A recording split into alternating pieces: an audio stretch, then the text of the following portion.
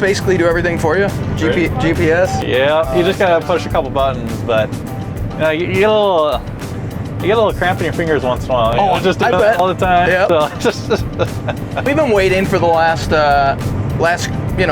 few days to get this ready to harvest. How do you know when the wheat is all right, we're good to go, it's ready to harvest? a lot of times it's just a guess and check a little bit. I mean, you can tell when there's no green in the straw. Usually that's the telltale.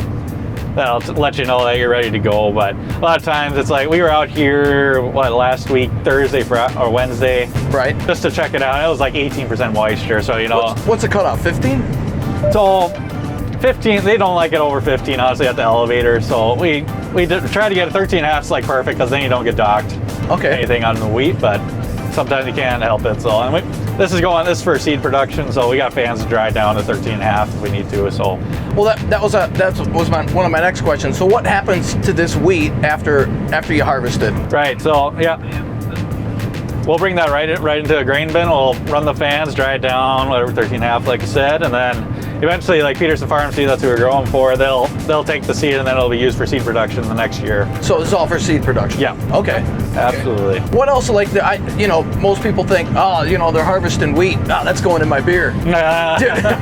Different kind of wheat. This is different. Okay. It's like no barley, no beer. So, but with wheat, usually hard red spring wheat around here, usually it's good for breads, is what we've learned over the years. So a lot of times you'll see it'll go to mills and they'll just let us know. A lot of times they can blend it off too with some better quality wheats too once in a while if we get a bad year. But So what's the process for this to become seed? So you harvest it up here, okay? You bring it to the elevator.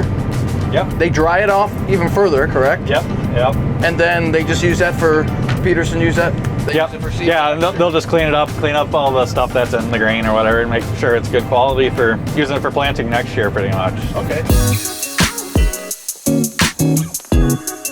Explain how this combine works. I mean, it's like a big old rototill here, and everything just gets sucked in here and then pulled in the back. Yeah, so there's like a big, really fast-moving rotor that's in the middle of the combine here. So Which you can see right there. Yep, you'll see one there, and then there's one in the combine that's spinning really fast, and it's running against these grates that's getting all the fines, like all the straw and everything out from the heads, because where all the seed is, you want that to keep following the chains to go into the clean grain behind us. So Now, are the seeds on top here? yeah, Okay. on top on the heads, we call them. All right. Yep, they thresh out pretty easy these days, but What does Jim do with the field? So after you get all this harvested, what does Jim do with with the harvested field? well, so it depends on if we have some weeds. We do have some like on the edges around the whole field, just because it's been about 2 months since we last sprayed this thing. So Okay. there are some weeds starting to poke through. So you'll maybe run like a sprayer around the edges, especially just to kill the weeds and put them down. But otherwise, we're going to put it like a chisel plow. We'll just put all the residue right into the ground, pretty much. Now you have to rotate your crops every year, right? So you can't plant wheat here next year. You can if you want to. You're probably going to see a yield ding, especially probably a few bushels. So, and honestly, the problem with this field, we have like a soybean cyst nematode, is what it's called. So when we grow soybeans here, there's something that really hurts the yield on those. So we're trying to rotate it out of soybeans for a few years. So the next year, this is probably going to be corn, actually. Okay. So usually not ideal to do with that, but we're trying to mix it up a little bit with this. Driving in here, saw a soybean field, and every little bit you'd see corn stalk. So what, the seeds just get left over, or? Yeah, that's just from the cobs that didn't make it in the combine last year. Okay. So they just grow. Okay. Naturally. So, and you think about when you're tilling it over too, it's just Right. It's gonna happen. Yeah. It's gonna happen. So how many acres do we have out here? So this one's about, what was it, it's about 135 to 140, somewhere in that range. So. Okay. And I know we were talking earlier. You were hoping for what, 70? Yeah, before we got all the hail damage. Right. So I'm guessing it'll maybe be around 60. That's probably my guess, but who knows? We'll see once we're done here. When it comes to corn and soybeans, we know the hail can strip the leaves and all that. What does the hail do to wheat? Well, that's the thing. It depends on what stage the wheat was at. So this was like the heads were still just about to come out, but they weren't quite out yet. So it did hit a lot of there were a few heads that were coming out, but those were really early. So those are on the ground pretty much is what you'll see. Okay. So yeah, those didn't yield much anymore. They're pretty much stripped pretty much of all the seed that came out of them, unfortunately. But The nice thing about wheat, it will stool off though, so you'll get maybe another leaf that'll come out and it'll produce a head or something. Okay. Not full yield production though, unfortunately. So I know. So you got the truck that drives up next to you to unload onto. How much can this hold? Is it just one turn up and back, and then you have to unload, or? Well, we could probably do 2 full rounds if we need to. So okay. This thing will hold like 500 bushels. So. Oh wow. The yields. If this was yielding around 80 to 90, then you'd be pushing it pretty close to 2. So you'd have to dump every round. But gotcha. We should be able to do 2 rounds. Okay. Considering with the hail, are you guys pretty happy on the production of it, or? I think so. I mean, it looked good beforehand, and you see, you'll see, half of the field looked pretty good. So that's running over 70 on some spots. So pretty pleased with it, and good protein. The samples we brought to the elevator, they're showing pretty good protein. Good, so good deal. Pretty pleased. And where was the hail at?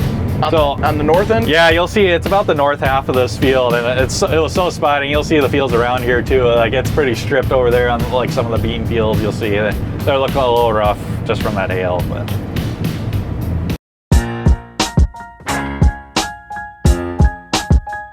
So with technology the way it is right now, why can't this be done at a faster clip? What's the reasoning behind it? Well, just there's over 1 million seeds here that we plant per acre. So you think about that, that can produce 1 million per acre. Yeah. Wow. So you think about that, and each plant can produce 3 to 5, 6 heads or something per each plant. So you think about it, you got a lot of straw going through the combine. So you honestly just need a lot of power to get through a lot of wheat. But.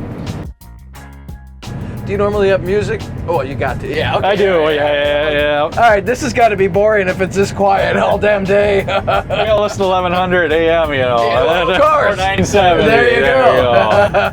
Weather and day. Good answer. Yes. Good answer. I suppose we're past the time though. Well. Yeah, right? Yeah.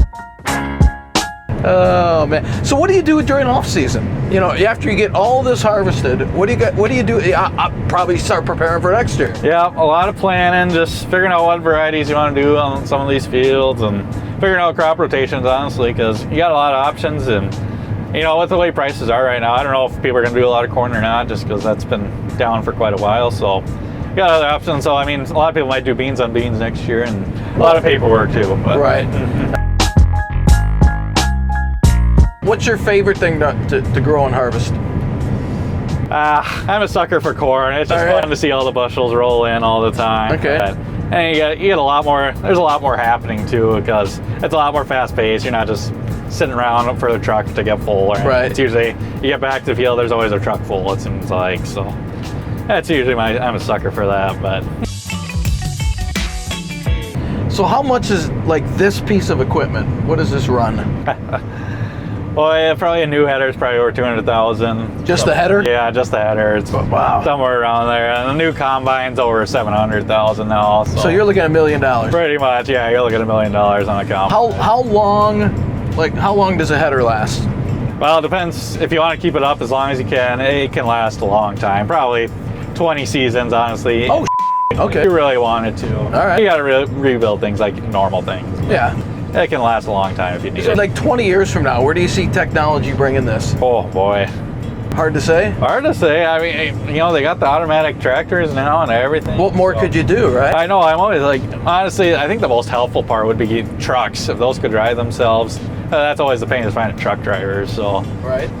That'd be awesome. I mean, and there's stuff out there for that, but boy, you got to think of the liability behind that. It'd be hard to trust that. So, but yeah, a lot of this probably don't even need a person in the cab, honestly. Really? Yeah. It'll all be automated soon, and that's the fun part, though. So. Right.